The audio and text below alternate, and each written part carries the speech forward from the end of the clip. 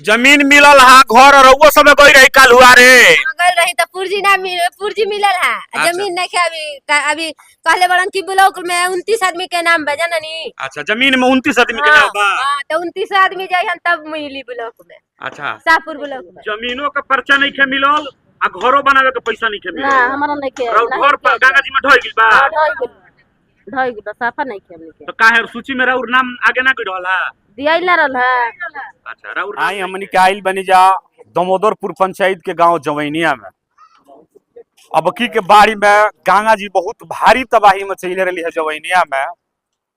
मैंने कहल जाओ हाहाकार मच गिरला हमनी के दियारा भोजपुरी के माध्यम से पूरा दृश्य रउआ सबके देखावे के प्रयास किए रही जा। हर एक एक चीज हमनी के जवैनिया जौन कटान बेकार बारे में हमनी के देखौनी जा। जेकर जेकर घर ढह गिरे है उ तमाम लोग, कुछ लोग बांध पर जाके शरण लिहल, कुछ लोग स्कूल पर आके शरण ले रहे। तो अभी हमनी के मध्य विद्यालय जवैनिया में बानी जा। आई ये जब अभी भी बहुत सारा लोग जौन बा जेकर कटान में घर ढह गिरे है अभी भी स्कूल में शरण ले बलो। काल बिहार के मुख्यमंत्री माननीय नीतीश कुमार जी के आगमन भई रहे भोजपुर जिला में। ए जगह से कुछ महिला लोग गई रहे, वो लोग के जमीन के पर्चा मिलल बा। घर बनावे खातिर 1,20,000 रुपया माने मिलल बा। कतना लोग के मिलल बा का कुछ बा तमाम चीज हमनी के जानकारी लेवे के प्रयास करब जा। केवबाजी भीतर तनी आई सब है ना बारी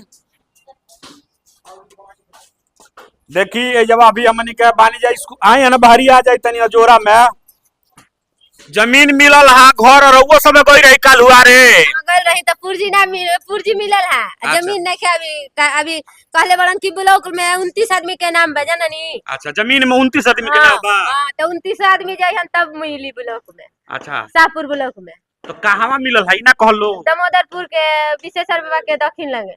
अच्छा हां बांध के दक्षिण। हां बांध के दक्षिण। कतना मिलल बिया जमीन। अभी जमीन पे हम पढ़ल बानी पुर्जी पर लिखल। कहले होइल उनके 1 कट्ठा 1.5 कट्ठा कतना। कहले नहीं खन ना कहले नहीं कहो। अभी मुझे कहले नहीं। तो ए जबा के को आदमी बड़े जबा जो रहत निर्वो सब 3 आदमी रहत नहीं। तो तीनों आदमी के मिल गइल जमीन। अभी 3 आदमी के नहीं आई बहरी यार रउआ मिलल बा। आई है ना तने तो आई है नहीं आई जोन अपन का बाप कोही आई पैसा नहीं खे काजी हमनी के पैसा नहीं खेल और आदमी के आवेला और आदमी के ना आवेला। माने रउआ कहतनी कि पैसा नहीं खेई ना हां हम कहतनी पैसा जमीन के पर्चा मिलल बा। नहीं इनकर जमीन के पर्चा नहीं खे हमार कुछ नहीं खे मिलल। जमीनों का पर्चा नहीं खे मिलल आ घरों बनावे के पैसा नहीं खे मिलल। ना हमारा नहीं खे घर पर गंगा जी में ढोई गइल बा। ढोई गइल साफा नहीं खे हमनी के। तो काहे सूची में राउर नाम आगे ना गइल होला। दियाइल ना रहल है। अच्छा राउर नाम नहीं खे ई जे स्कूल में रहत काटेला आदमी काट लेबे। हां स्कूल में रहत है। स्कूल में रहत नहीं राउर नहीं के मिलल। आ रउआ जी हम तो रहत नहीं आई हनी बहरिया जोर हां हमरो नहीं के आइल हमरो तो घर ढाइया गल बमनियो के गंगा जी में रउआ घर ढोई हां बा। घर ढाई गल बाटी। ना जबुआ हां हां जी ढा गल बाटा मनियो के घर। का नाम पड़ी रउर। सरस्वती देवी। सरस्वती देवी पति के नाम हरेंद्र चौधरी। हरेंद्र चौधरी। गंगा जी में घर ढोई गइल बा। ना जमीन मिलल आ ना घर बनावे के पैसा मिलल। कहां रहतनी अभी रउआ। बबुआ पर हम तो रहनी जा किराया पर। बबुआ पर हम 12 में हां किराया पर रहतनी रउआ। किराया पर रहतनी जा और आदमी एजा रहत टे। अच्छा तो कहत लो कि 59 आदमी के टोटल मिलल बा तो एकर माने कि 59 में रउआ नहीं की 59 में हमार नाम नहीं खे बोला ना ना आई निको नहीं काजी हमरो ने हम सब घर जा सब रह गेल। रउआ अभी कहां रहतनी। सब पानी दोसा के पलानी लगा के दोसा के जमीन। अच्छा हां दीवार पर रहनी। का नाम है रउआ। गणेश।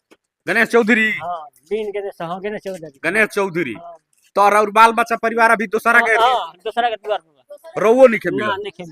राउर घर साफा ढोई गइल बा। साफ एकदम पानी में चली बा। काजी हां जी ई सच बोलत रे। तो इनको नहीं खे साफा ढाई गइल बा। दूसरा के साफा ढाई जमीन में पलानी लगा के बाल बच्चा लेके बाल बच्चा लेके पलानी लगा के पैसा नहीं खे इनको नहीं खे ना हमनिए का हमनिए कइल बा। देख ली ए जब को परिवार रहता 3 गो परिवार रहता। हमनी के परिवार तो अभी बन जा ढेर ऐसे ए जब ए स्कूल में बानी जा 3 आदमी। 3 आदमी तो 3 आदमी में से को आदमी के मिल गइल बा।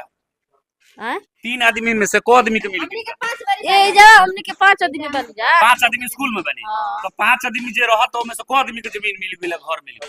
ये जगह हमनी के हां ये जा 2 आदमी के मिलल बा और आदमी के ए जगह स्कूल में ओ में अच्छा हो दे देख ली जाके तो रउआ मिलल बा? हां एक अमदी के मिलल बा अच्छा एक अमदी के नाम से आइल बा 3 अमदी के सामान धइल बा 3 अमदी के और 2 आदमी कहां रहले? ओ एक जनी हमर बूढ़ी बैठे अरे पर घर बा वही में रहे अच्छा बूढ़ी हां आर रे वो गोती नहीं हई ना सासू तो सास कर वो नहीं के मिलल पतोही के मिलल बा? ना उनको नहीं मिली माने रउआ पतोहिए नु हई हाँ। अपन सास के त रउआ मिलल बा? माने वो हम अलग बनी वो अलग बड़ी हम ई नहीं की कहत माने उ ठीक बा उनका नहीं के मिलल रउआ मिलल बा खाली हां इहे नु कहत हाँ। चाहतनी आ एगो कहतनी और एक आदमी के नहीं के मिलल ना नहीं के मिली तो उ के हई रहू उ गोतिनिए है पूरा और गोती नहीं हाँ। हई उनको घर ढह गेल बा हां उनको ढाई उनको मिलल नहीं थे हाँ। तो उ कहां रहत रही? वो ये जो नहीं रहे मंदिलिए में बहन बाबा का बरम अवतार मंदिर में रहत रही। हां देख सकतनी रउआ सब है काल बिहार के मुख्यमंत्री नीतीश कुमार जी आई रही वहाँ के का नाम रहे जे जौन भी ये जगह कटाव पीड़ित में लोग बा तमाम लोग के सरकार के तरफ से मुआवजा मिलल बा 70,80,000 रुपया के चेक मिलल बा जौना में 59 आदमी के 59 गो परिवार के पैसा मिलल बा 29 आदमी के जमीन मिलल बा। लेकिन अभी भी रउआ सब देख सकतनी कि बहुत सारा लोग बा जेकर घर पूरी तरीके से गंगा जी में ढह गई बा आ फिर भी रउआ सबके पैसा नहीं के मिलल। ना पैसा नहीं क्या मिला तो आखिर काहे नाव केने से गड़बड़ी बुझा गई? मुझे जैसे पूछा था जान कहता कि जानते नहीं कि जानकारी नहीं है जानते नहीं कि मुखिया जी क्या कहते रहे? हमनी के जानते नहीं थे जानकारी नहीं थे कि नाव तन लोग के कट गेल भाई उनका पता नहीं है ना वो मुखिया बना उनके पता नहीं थे काजी? यहाँ के गोइनी घर में से तो निकलबे ना कोइला हां देख कर घर में डूब गेला देख सकतनी अभी हमनी के घाट पर भी जाई जा ओइजा के भी दृश्य दिखाई जा जे आखिर कब तक की जौन कटान बा एकरा पर ठोकर बांध बाने के काम शुरू होई। तो आई चले जाओ हमनी के कटान पर।